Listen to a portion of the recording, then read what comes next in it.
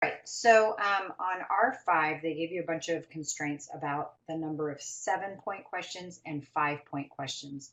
And so up here at the top, let me box this in blue, top right, I've labeled my variables that I'm going to use. So S for 7.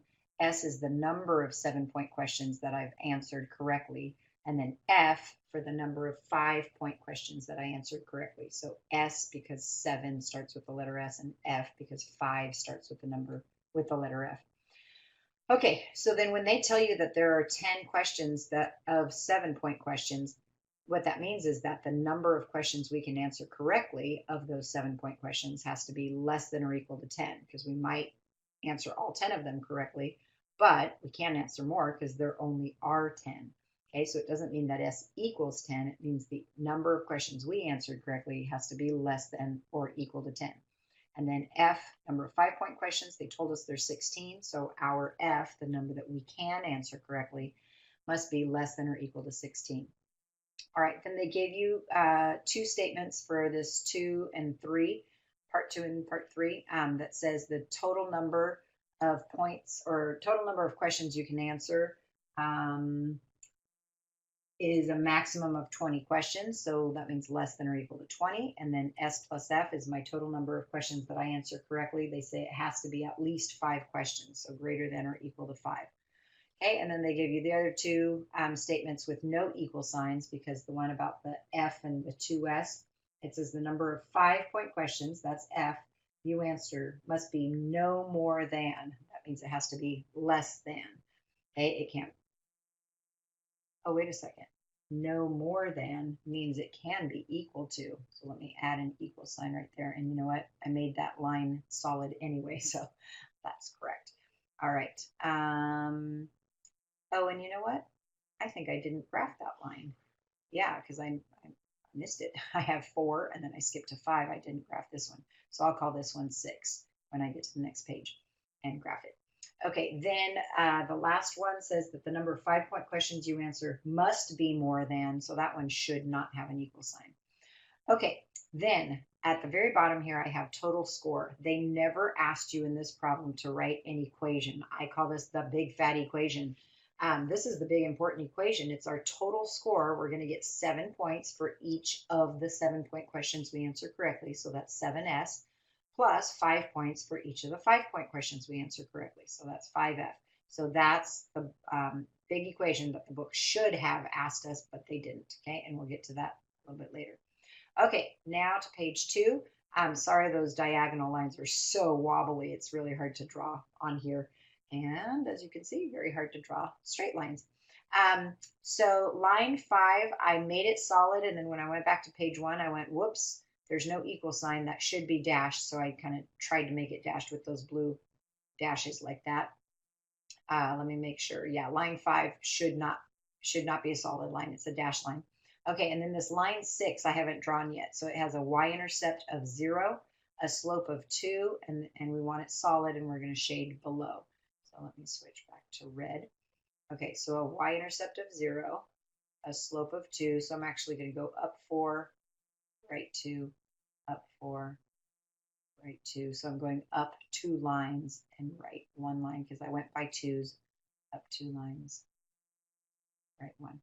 Okay, I presume this one's not going to be very straight either. Let me try my best. That's actually not bad. Okay, so I'm calling that line 6, and we said we wanted less than that. Okay, so in red, I'm going to do some lines for my feasible region. Okay, so what I'm drawing in right now in red lines, that's my feasible region. Okay, and then let me go back. So it says they want us to maximize our score. And so that's where that big fat equation comes in. So I'm going to come back over here and let me go back to page 1. I'm going to take this portion. Let me go blue. I'm going to take this portion of my equation and say that it needs to be at least, so I'm going to say greater than or equal to And I'm not actually even sure what number to pick. Let's see if I go 50, then I'll end up with a 10 for my y-intercept. That should be good. So I'll put 50. I'm just making up that number, okay? It could be any number, honestly, but I would like my line to go through my feasible region. Okay, so let me go to that graphing page, 7s.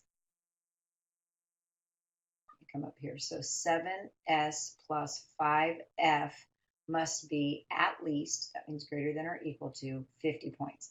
And so now I'm going to take this equation and get it into slope-intercept form. By the way, back on page 1, I hope you understand why I picked f for the y-axis, because there were more inequalities that had f already all alone. So that's why I chose that. All right, so I go negative 7s plus 50, and then I divide every term by 5. And so I get f is greater than or equal to negative 7/5, that's my slope, s plus 10. Okay, and when I go to graph this, I'm going to do it in, pick a different color. I guess green, it's not very dark, but I'm going to have a y-intercept at 10 and then a slope of negative 7/5. So I'm going to go down to 3 and right to 5. Here. Okay, and then I'm going to draw my line. Trying to be straight, but that's not great. Okay, and then since I want greater than that, remember we're trying to maximize, then what I'm going to do, and some of you were not good about this on your quiz, they asked you to lightly shade your feasible region. Okay, I can't really do anything lightly on this thing, but my red stripes, that's my light shading for my feasible region. And then right now what I'm doing in green, this would be darkening the portion of my feasible region that shows that I'm trying to maximize my score. Okay, and so if you consider moving up where that line is, that green line, and then going up, up, up, and trying to decide which of these 3 points actually look right here at the intersection of my dashed line and solid line. So line 5 and line 1, that's a vertex, but it is on a dashed line. Okay, one of them is solid, but the other one's dashed. So that's actually not a possible optimal point because it's not on 2 solid lines. This one is, so that might be my optimal point, and this one is. So I'm really just choosing between those two. So you really have to understand the comparison between the slopes of line 3 and this is my I'm not even going to put a number, but this green line, okay? The green line has a slope of negative 7/5, and line 3 has a slope of negative 1. So the green line is steeper, even though it almost looks parallel in my picture. That's not the greatest picture. But since it's steeper, as I move it along, going up toward those 2 points, I'm going to do this in black. This ends up being my optimal point. And so I'm going to circle it, and I asked you guys to do the same. I want you to circle which one you think is the optimal point, and then let's figure out what it is. Now I know for my x coordinate, which is really s, the number of 7-point questions, that lies on 10 because it's on that vertical line, so that's easy. And then I have to take that 10 and go back and plug it into the other line that intersects with my line 1, and so that's why I have been labeling them all. So I'm going to go back to the first page and look up my equation 3. When I look up equation 3 and I plug in a 10 for s, then doesn't my f also end up being 10? And so I have the point 10, 10. And so that means, of course, 10 7-point questions and 10 5-point questions. Okay, and let me see where my answers are. Yeah, 10 each. And then, of course, they're going to ask for the maximum score. And so we'd get 70 points from the 10 7-point questions, 50 points from the 10 5-point questions, for a total of 120 points. Okay, so all of this is your answer. 10 of each of those questions, and then 120 points is your maximum feasible score. Then they ask for the minimum feasible score. And so that would just be going back to this graph and saying, all right, what if we were trying to minimize our score? So again, keeping in mind that our green line is steeper than line 4, I think that's line 4 with the y-intercept of 5, then this point right here would be my minimum point, or minimum feasible score. And that's an intersection of line 6 and line 5. And that ends up being 29 points. Let me see.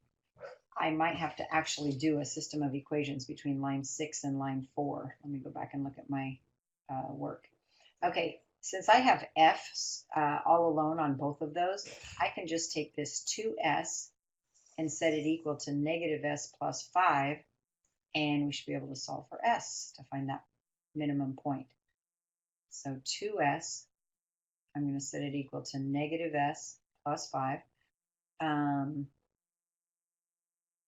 We are not going to get an integer. Okay, I'm going to stop right there. We had another word problem in the book where we didn't get integers. It was the one with the guitars and the bass guitars, and you end up getting a point that's not integer coordinates, and I hate when they do that. If they're going to give us a word problem like this, they should at least give us integer coordinates. Okay, so I'm going to stop right there, okay? So that should be enough to give you a really good idea about R5. Okay, so now I'm going to start answering your questions, but I hope that was helpful. I figured a lot of people would want to see R5. Okay, and so Joshua is asking for number 2 on page 162, and the rest of you, if you would like to start asking questions, go ahead and type. Okay, number 2. Oh, okay.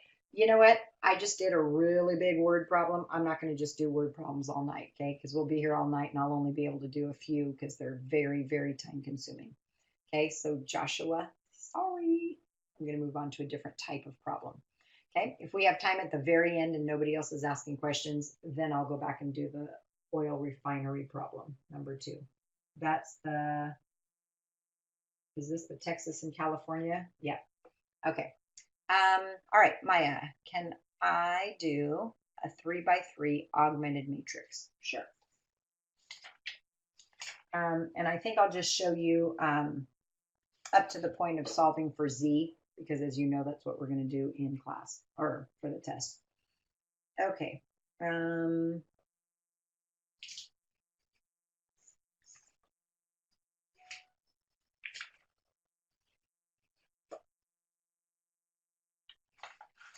All right, I'm going to do number 3 on page 149. All right, and it's going to be kind of difficult on this because, as you know, it takes so long to write the whole thing out, you know, and go to the next matrix, and I'm only going to be able to do probably 2 per line.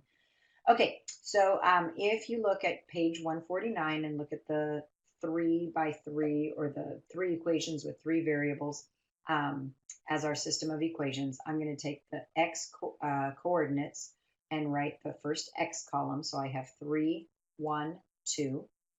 And then the y column is going to be 2, 4, 3. And then the z column is going to be -1, 2, -5. And then I augment my matrix with the constants to the right of the equal sign. So I have 10, 3, and 23. Okay, so my goal, let me write it up here in red. If I was doing the entire thing, my goal is to get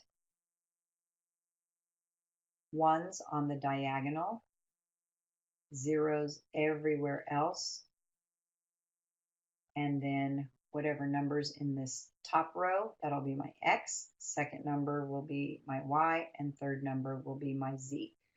And so on the test, you know that we're just asking for this last line so that you know what your z is.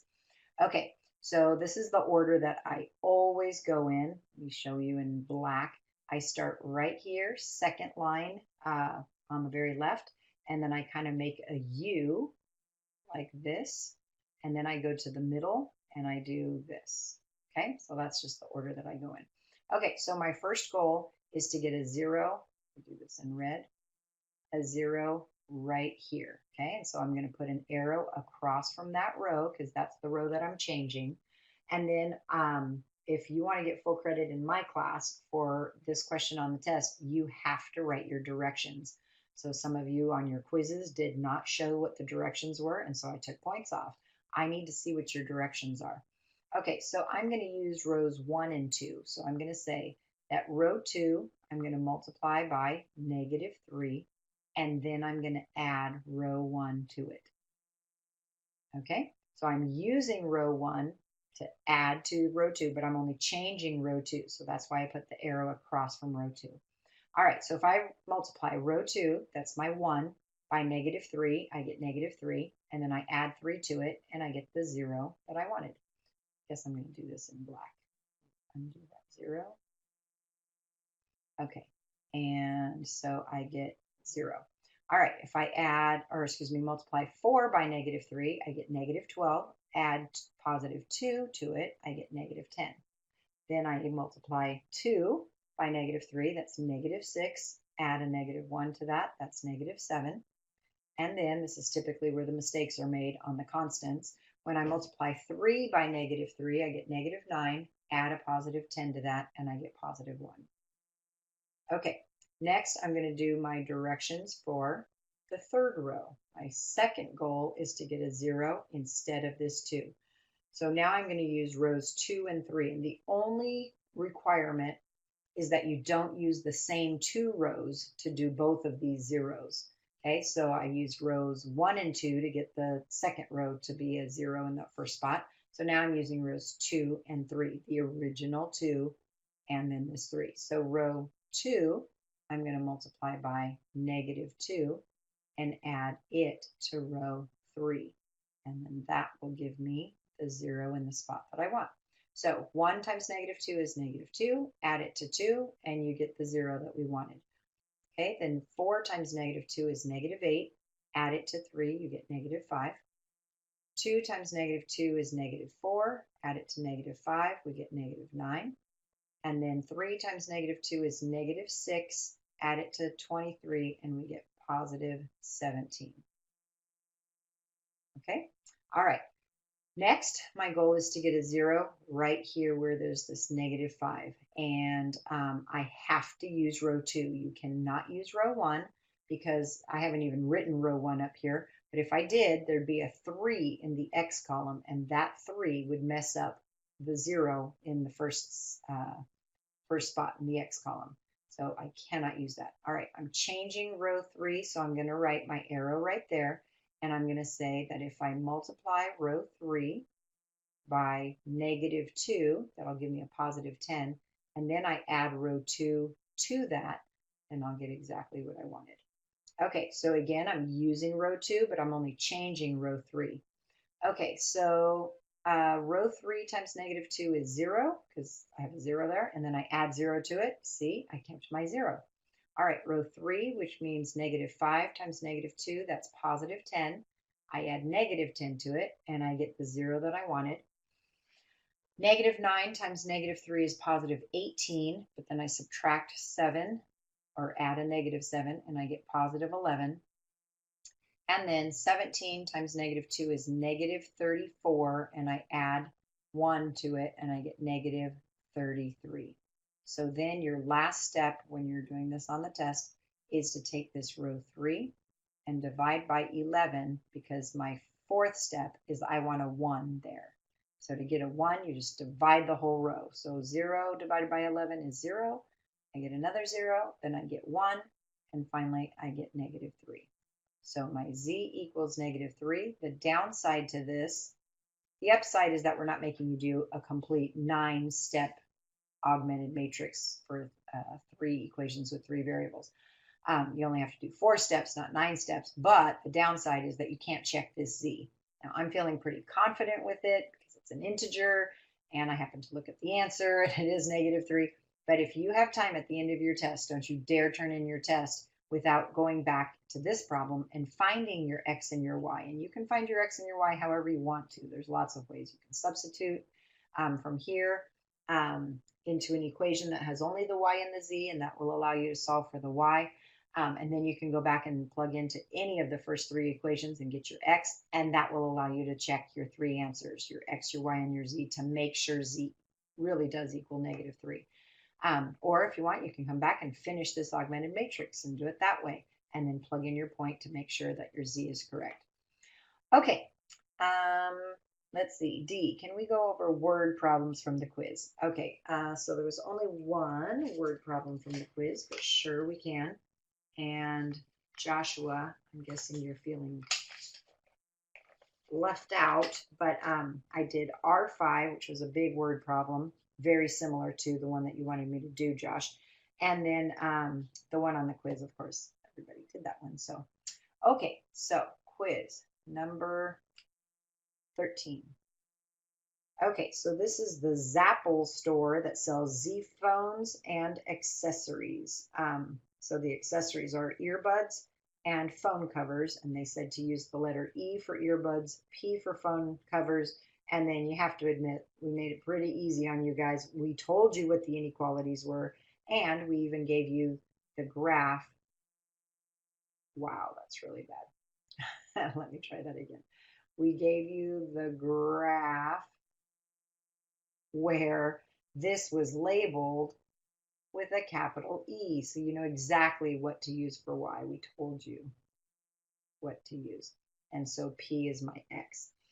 Okay, I'm not sure what the other teachers are saying about this, but in my class, if you do not label that this is 10 and this is 20 and so on, all the important points, 50 you needed to have labeled, 60 you needed to have labeled, then I'm taking off points. That's ridiculous. Of course you have to label your axis, 70, 80, 90, and 100. I'm going to label. Okay, and then on the x-axis, where there are important lines and points and so on, I want that labeled. So 20, and then 30, 40, 50, 60, 70, 80 was another important one. Okay, so make sure that you are labeling those. Okay, so the first thing they told us was that, I'm going to call this equation 1. They said P is greater than or equal to 20. Well, P is my X, and so really this is X equals 20 that I want to graph, and that is a vertical line, and you have to know that. Okay, let's see, draw straight. I'm going to label that that's my line 1. And I want greater. This is the only time that you think left or right. Otherwise, you always think up or down. Okay, so that's equation 1. Equation 2 that they gave us, actually inequality 2, I should say, they gave you something that probably stumped a few of you. It says 10 is less than or equal to E, which is less than or equal to 60. Well, E is my Y. So if I cover up the 10 and the less than sign, don't I really have E is less than or equal to 60? Okay, so that's a horizontal line right here at 60. Okay, and I'm going to call this equation 2.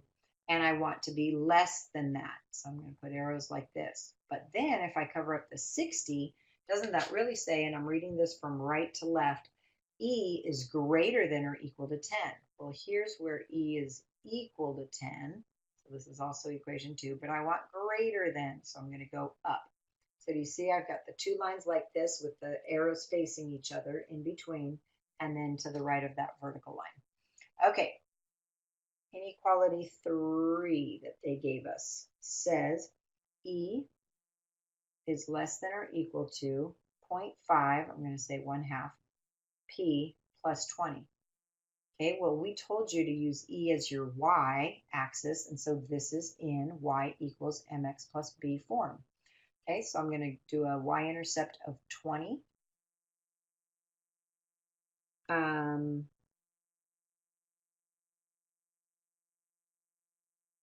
Yeah, and then a slope of 1/2. So I'm going to go up.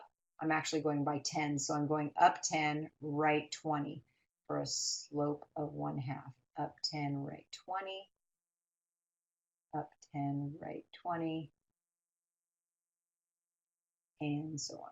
So I'm going to go like this all the way through. This is line 3, and I want less than that. Okay, so we just chopped part of this off.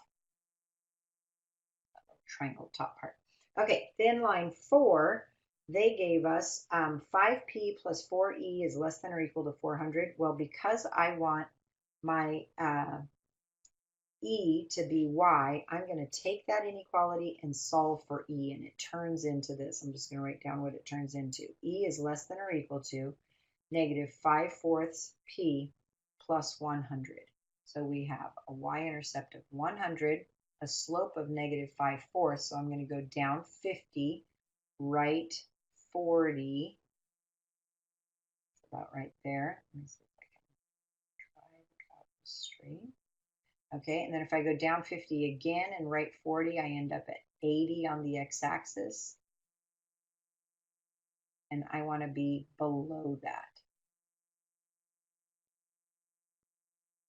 Okay, so this is going to be, I think I'm going to do it in green since that's lighter.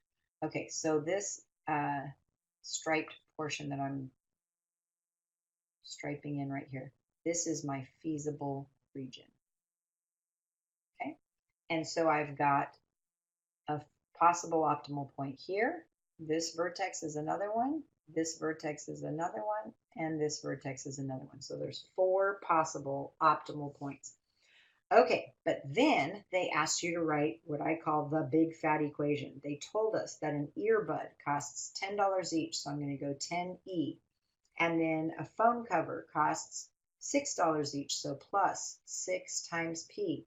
And that's the equation for total cost. Okay, now honestly, I would normally write C equals 10E plus 6P, and a lot of you put the C at the end, and I think that's a really good idea, because when you go to change this to an inequality where they said, write the inequality and darken the region of the graph in which the cost to buy earbuds and phone covers is at most 500. Well, this portion that I'm circling here in black, this is what the cost is equal to. So that is what you want to start with, and then say this cost needs to be at most 500. Well, that means less than or equal to 500. So now when I take that inequality and I solve it for E, because I want E to be all alone, it's going to be E is less than or equal to negative 3/5 P plus 50. And so I'm going to graph that in different colors. Let's do it in black. So I've got a y-intercept of 50. If my slope is negative 3/5, I'm going to go down 30 and write 50.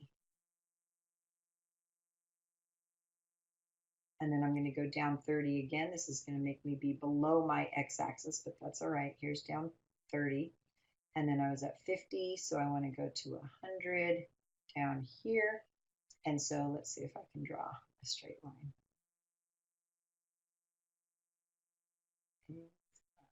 Straight, but okay.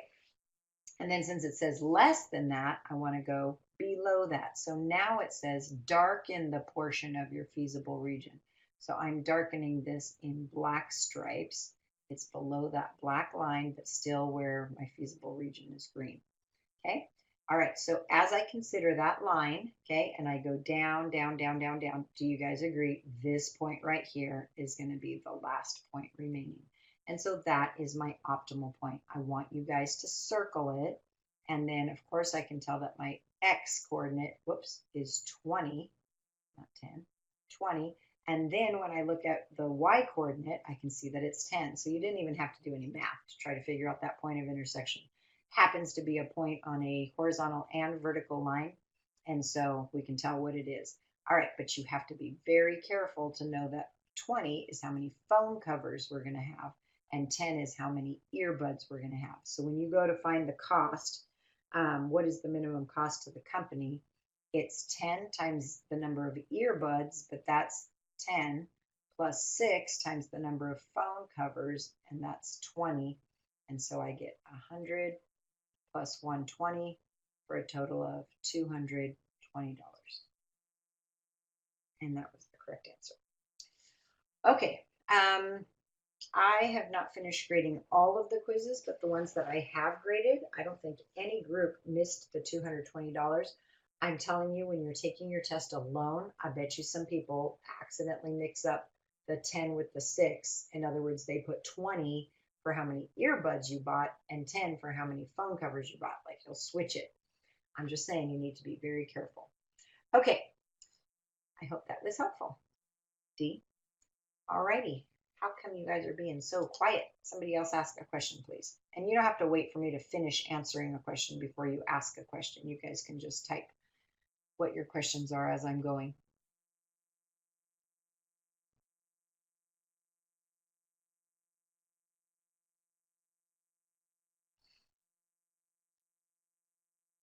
I see Joey and Dylan are typing.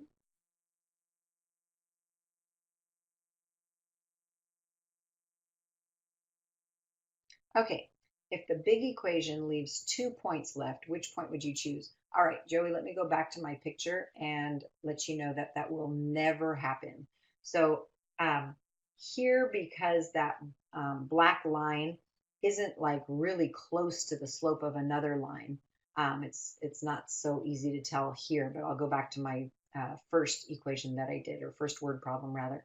But can you see, Joey, if I move this black line down, down, down, down, down as I'm going through my feasible region, that last point, 20, comma 10, in the bottom left-hand corner of my feasible region, that is for sure the only point that remains. Okay, but let me go back to, I think, page 2. Yes. Okay, when you look at the green line that I have a little asterisk by, okay, it's got a y-intercept of 10. I want you to compare that line to line 3, which is a red line, and it's up on the y-axis at 20.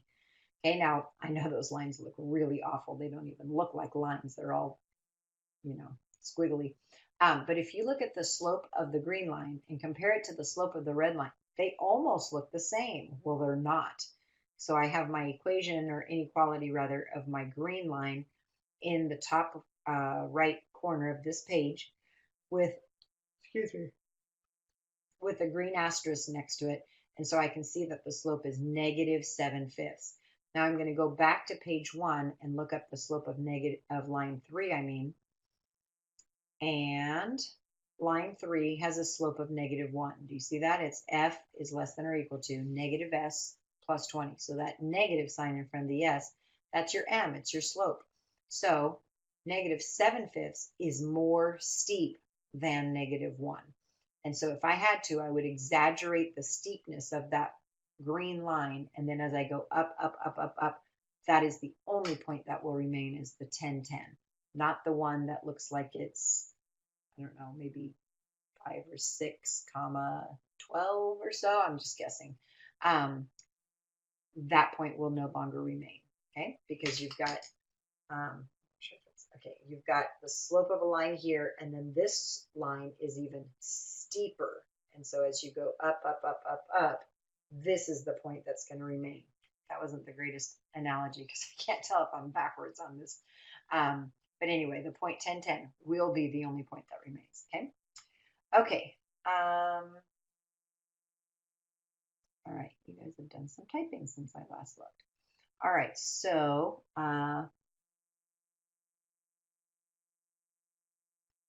okay, Dylan, can I go over finding the inequalities for word problems? Okay, so I hope the other teachers don't mind this, but you guys already saw it on your quiz anyway. Do you agree the inequalities were given to you?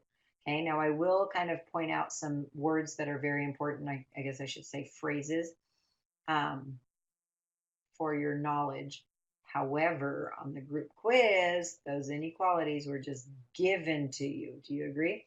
Okay, but these are some words that come up quite a bit, and you should know these. So if I say at most, or at least, or no more than, or less than, some of them are obvious and some of them are not. What are the other words they love to use? At most, at least, no more than, less than. Okay, those are pretty good. Okay, so the analogy I made in my class was, let's say a kid walks into our classroom to deliver something for the office, and he's just a tiny little guy, pretty short, kind of small. And I go, oh my gosh, did you see that kid? He looks like he's at most 12 years old. Okay, well, I mean, the most he can be is 12, but he actually looks like he's less than 12. So less than or equal to 12. So doesn't that seem kind of backwards? I said the word most, and yet I'm putting a less than sign. So that messes students up quite a bit. Okay, it means the most you think they are is 12, but probably they're less. So equal to 12 would be, it could be that they're 12 years old, or it actually looks like they're less. Okay, so now another kid comes in and he's like 6'4", full beard, and I go, oh my gosh, did you guys see that guy? He looks like he's at least 23. So that means I think maybe his age is equal to 23, but he actually looks like he's older, right? The least uh, number he could be in years is 23, but probably it's more. So that seems backwards to most of us too, because I just said the word least, but I'm putting a greater than sign, and that seems backwards. You guys have to know those phrases. Okay, if they say somebody looks no more than 10, that means they look less than 10. Now, if it says no more than 10, could it equal 10? Yes, it just says that it can't be more than 10. So it can be less than, or it can be equal to 10. Okay, and then if they say that somebody is less than, let's say 10, then it's just less than 10. That one's straightforward. Okay, I feel like there's more phrases that they use, but this is a good amount. Okay, so Maya is saying, could I please go over problems to find a system of equations? Oh, if a system of equations is inconsistent, independent, or dependent. Okay. Hold on just a second. I'm going to turn my fan on because it's kind of hot in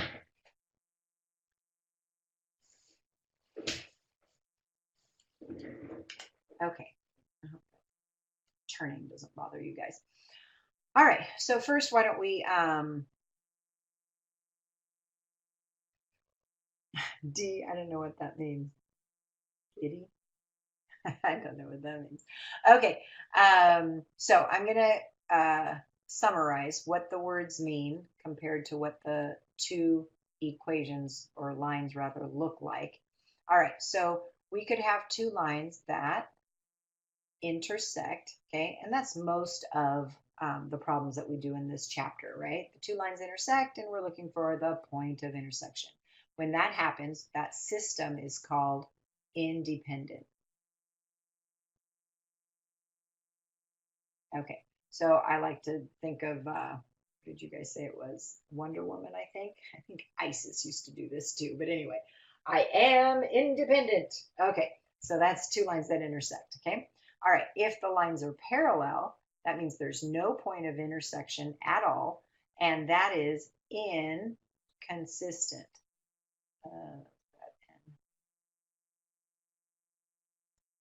Inconsistent. D, I have no idea what all your little initials mean. Okay, the third possibility is I have a line for my first equation, and then when I go to graph the second equation, it lands right on top of the first line. That's supposed to be right on top. Okay, so where did that line 1 go? I don't know. It depends where line 2 was. This is called a dependent system of equations. Okay, all right, so you need to know those words. And what happens when you go to solve a system, okay, I'm assuming that this is just two equations and two variables. If you go to solve a system and it ends up being independent, that the lines intersect, when you go to solve, let's say using linear combinations, and you say, oh, I'm going to get rid of the x's. Well, you'll get rid of the x's, but you'll get an answer for y. Say you get y equals 5. All right, well, if you get an answer for one of your variables, that means there has to be a point of intersection. And if they don't ask for that point, you don't have to keep on working. You just go, oh, I can get an answer for y. That means there's a point of intersection. I know my lines are, or my system is independent. If you go to do linear combinations and your answer is going to end up being inconsistent, here's what will happen. You think you're going to get rid of your x's, but when you do, you get rid of your x's and your y's. And so you get 0 on the left side of your equal sign. And then when you add up the other side, the constant terms on the right side of your equal sign, maybe you get 5 there. Well, 0 never equals 5. That means there is no solution, and that's called inconsistent. Okay. Sorry. And then the third scenario is you're solving your system. You think you're trying to get rid of your x's, but your x's and your y's both fall, drop out again. So you get 0 on the left side. And then when you go to add the right side, you go, oh, I got 0 also. Well, 0 is always equal to 0, and that translates into an infinite number of solutions, and that's called dependent. Okay, so if you get an answer for either of the variables, that means there is going to be a point of intersection. They're independent. If you get a nonsense statement, 0 does not ever equal 5, that's inconsistent. And if you get a true statement like 0 equals 0, that's always true. That's an infinite number of solutions or a dependent system. Okay. Maya, I hope that was helpful. Okay, so Zoe is asking for a 3-variable determinant. All right. So a 3 by 3 determinant. You know what? Let me use that same number 3 that I did earlier.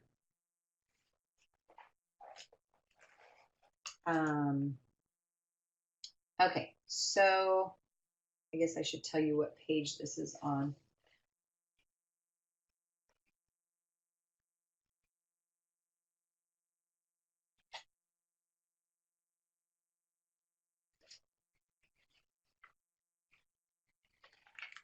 Augmenting matrices first.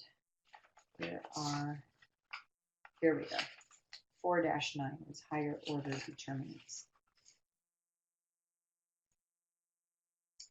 Okay, so I'm going to do number 3 on page 152. Page 152, number 3. Okay, so we always start with the determinant that I call D for denominator, and it is just the X column. So in this case, 3, 1, 2, and the Y column, 2, 4, 3, and the Z column, -1, 2, -5. Okay, so nothing to do with your constants, okay? All right, so I like to circle the top row and say I'm going to do this and this and this, but I want to add the 3, subtract the 2, and then add the -1. And it's always that pattern, plus, minus, plus. And so I usually circle those 3 numbers and put plus, minus, plus at the top so I don't forget it. Okay, so here's how you do a 3 by 3 determinant. So you write plus 3. Well, I can just write 3. And then it's times the 2 by 2 determinant that remains when you cross out the row and the column that the 3 is in. So I'll end up with 4, 3, 2, -5. Okay, then I write -2 and then times the determinant that remains when you cross out that top row and that middle column. So I get 1, 2, and then 2, -5. Then I add a -1, so that's going to be -1, put an arrow like this, -1 times, and then I'm going to cross out that row and column, and I'm left with 1, 2, 4, 3. Okay, and then when you have a 2 by 2 determinant, let me put A, B, C, D. You have to know the order that this multiplication goes in. It's A times D, start from the top left and go crosswise. So A times D minus, that minus is very important, B times C. Okay, you have to know that. All right, so this becomes 3 times, and then I'm going to get -20. I'm going to put my minus sign, and then I'm going to look at the cross multiplication of 6. Okay, then I get -2 times 1 times -5 is -5 minus 4. And then for the last one, -1 times, I get 3 minus 8. Okay, so this is 3 times -26 minus 2 times -9 minus 1 times -5. And that becomes -78 plus 18 plus 5. So positive 23, we get -55. Okay, and that's my D. So it's my denominator for anything I'm going to solve for. Okay, well, let's solve, I guess, for D. I don't remember if this is the same system that we did earlier. I just said D. I meant Z. And so what I'm going to do is I'm going to take this denominator determinant. Let me get my pen to green. And I'm going to change the Z column for the constants that are on the right side of the equal sign. Okay, so when I call this N sub Z, my X and my Y columns stay exactly the same. So 3, 1, 2, and 2, 4, 3. 2, 4, 3. But my N sub Z, my Z column, is going to get replaced by those constants. So 10, 3, 23. Okay, and this time I'm going to take a little shortcut. You don't have to do this, but I'll do it and you decide. Okay, I'm going to circle those and I'm going to say plus this, minus that, plus that. Okay, so I'm going to go 3, and then normally I would write times the determinant. But I can kind of just look at this and go, oh, I'm crossing this out and crossing this out. Okay, so that's what's left. So I'm just going to put parentheses and not rewrite the 2 by 2 matrix that remains. So I get 92 minus a negative 9, so that becomes plus 9. And so I've got 101 times 3, so I've got 303 right now. Okay, next we write minus 2. I move on to the second point, or the second number in that first column. So minus 2, and then look at what remains. Okay, just try to cross this out in the middle. And so it's 1 times 23 is 23, minus 3 times 2 is 6. That seemed pretty easy, right? 23 minus 6. Okay, so negative 2 times positive 17, I get minus 34. And you guys are going to have your calculators. So, okay, next I write plus 10, and then think about canceling out the column and the row that it's in. So I get negative 3 minus 8. So that's plus 10 times negative 11, which is minus 110. Okay, I'm going to use a calculator to make sure I don't make any careless mistakes. So 303 minus 34 minus 110, and I get positive 159. Okay, so we're trying to solve for z. So z is going to be the numerator sub z divided by the denominator. So I've got the 159. Let's go back. The denominator is negative 55. And I think I made a mistake. Okay, I know I'm getting tired. Did anybody see my mistake? I'll let you guys be my mistake finders. I could tell I was getting sleepy. I have a feeling the mistake is on this page because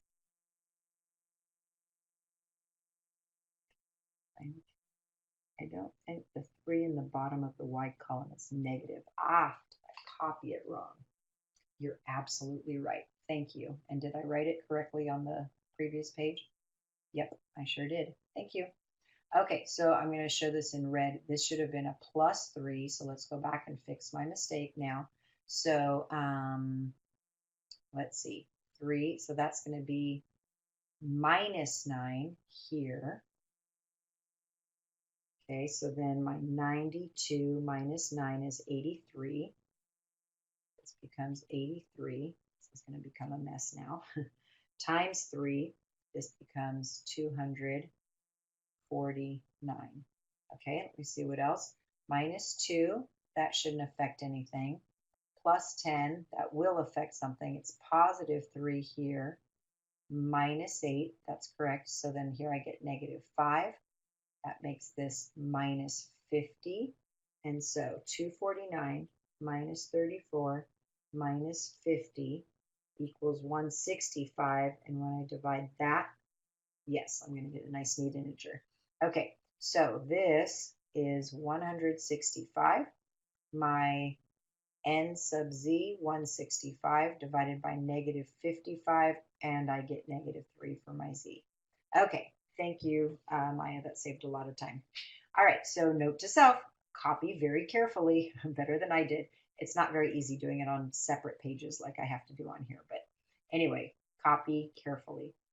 Okay, All right, D, I'm not sure if you're familiar with what happened to me last year, but I had some problems with people on GVL putting inappropriate things on the chat box. And I don't know what all your little letters stand for, but I'm telling you right now, you need to stop.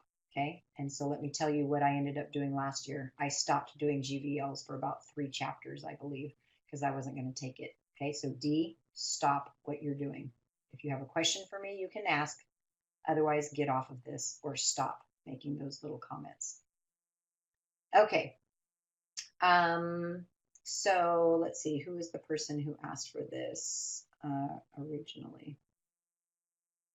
Zoe asked for a 3 variable determinant. Is that enough, Zoe, to show you how to go about it? And if and I'll be honest with you, actually, let's look at the quiz.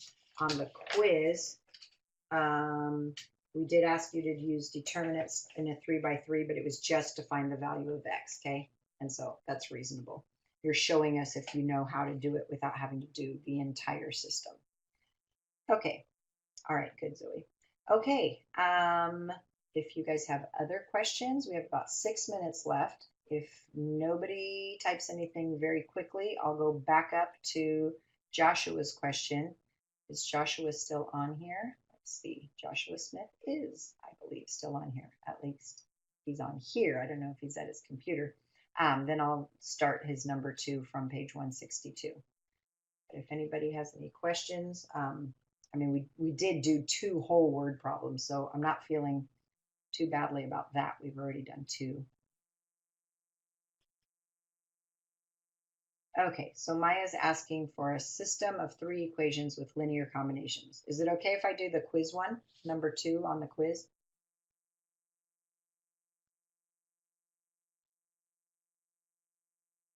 Or would you prefer that I pick one for, okay, quiz one's good.